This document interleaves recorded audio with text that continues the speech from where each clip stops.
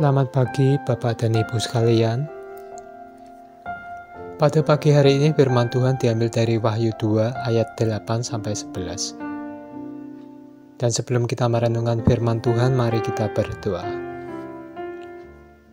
Selamat pagi Bapa, selamat pagi Tuhan Yesus, selamat pagi Roh Kudus. Sesaat lagi kami akan merenungkan firman-Mu. Tolong kami untuk dapat mengerti firman-Mu. Dan tolong kami untuk dapat menjadi pelaku firman-Mu. Di dalam nama Tuhan Yesus Kristus kami berdoa. Amin. Wahyu 2 ayat 8-11. Kepada jemaat di Smyrna. Dan tuliskanlah kepada malaikat jemaat di Smyrna. Inilah firman dari yang awal dan yang akhir, yang telah mati dan hidup kembali. Aku tahu kesusahanmu dan kemiskinanmu, namun engkau kaya, dan fitnah mereka yang menyebut dirinya orang Yahudi. Tetapi yang sebenarnya tidak demikian. Sebaliknya mereka adalah jemaah iblis. Jangan takut terhadap apa yang harus engkau derita. Sesungguhnya iblis akan melemparkan beberapa orang dari antaramu ke dalam penjara supaya kamu dicobai. Dan kamu akan beroleh kesusahan selama 10 hari. Hendaklah engkau setia sampai mati, dan aku akan mengaruniakan kepadamu mahkota kehidupan. Siapa bertelinga, hendaklah ia mendengarkan apa yang dikatakan Roh kepada jemaat-jemaat.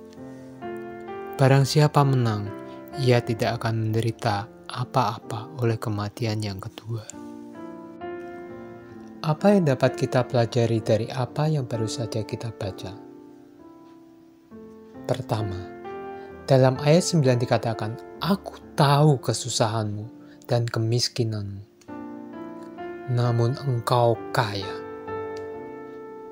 Bapak dan Ibu sekalian, Smyrna adalah sebuah kota bangsa Romawi yang kaya dan makmur.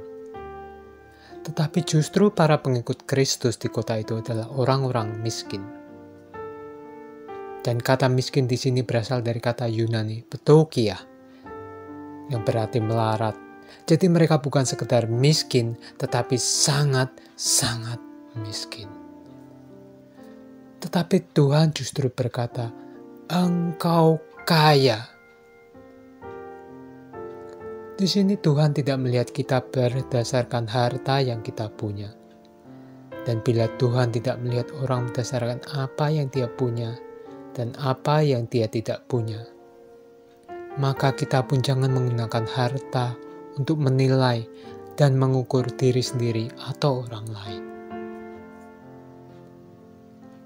Apa yang dapat kita terapkan dari prinsip di atas? Kita yang saat ini sedang dalam kondisi kurang secara harta dunia, janganlah minder. Dan kita yang saat ini mampu atau berlebih secara harta, jangan sombong. Jangan merendahkan orang lain karena harta. Bahkan dalam Lukas 6 ayat 24 dikatakan, celakalah kamu, hai kamu yang kaya, karena dalam kekayaanmu telah memperoleh penghiburan. Hal ini dikatakan Tuhan bagi siapapun yang menjadikan kekayaan sebagai sandaran dan ukuran. Dan kita yang saat ini melayani, mari jangan membeda-bedakan sikap kita terhadap orang-orang yang kita layani berdasarkan harta orang yang kita layani. Hal kedua yang dapat kita pelajari adalah bahwa di antara surat kepada 7 jemaat, ada 2 jemaat yang tanpa cacat celah. Satu adalah jemaat Smyrna dan yang lain adalah jemaat Philadelphia.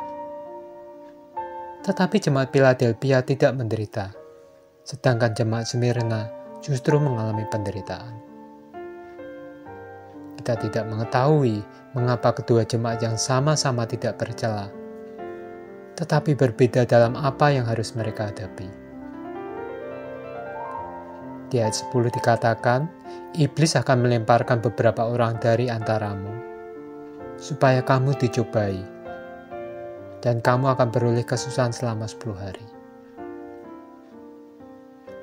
Tetapi yang indah dari surat kepada jemaat Smyrna adalah prolog di awal surat yang berkata, "Inilah firman dari yang awal dan yang akhir." Kalimat ini juga terdapat dalam Yesaya 44 ayat ke-6 dan Yesaya 48 ayat ke-12.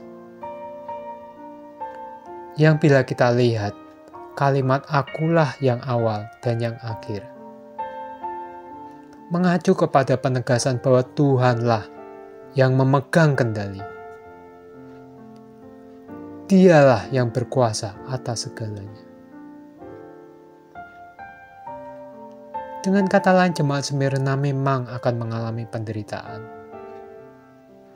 Tetapi jemaat Smyrna dapat mengandalkan Tuhan yang memegang kendali atas segalanya. Janji-janjinya tetap dapat kita andalkan.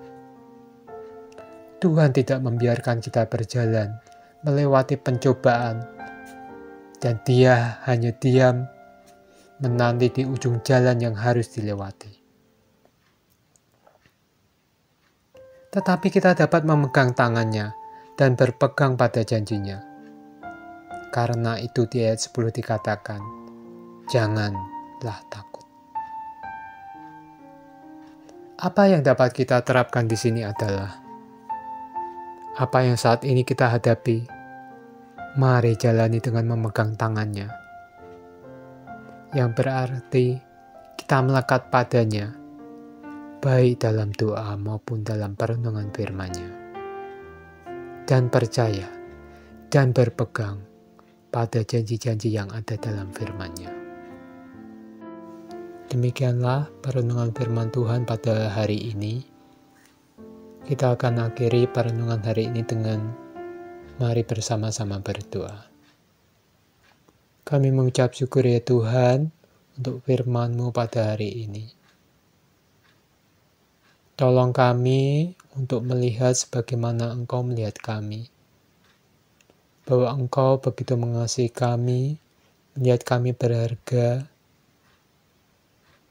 Bahkan Engkau tidak melihat kami berdasarkan apa yang kami punya. Sebaliknya Engkau terus-menerus mengasihi dan menyayangi kami. Tolong kami pula ya Tuhan, untuk kami terus melekat dan berpegang pada Engkau. Dan berpegang pada janji-janji firman-Mu. Terima kasih ya Bapa, hanya di dalam nama-Mu Tuhan kami Yesus Kristus, kami berdoa. Amin.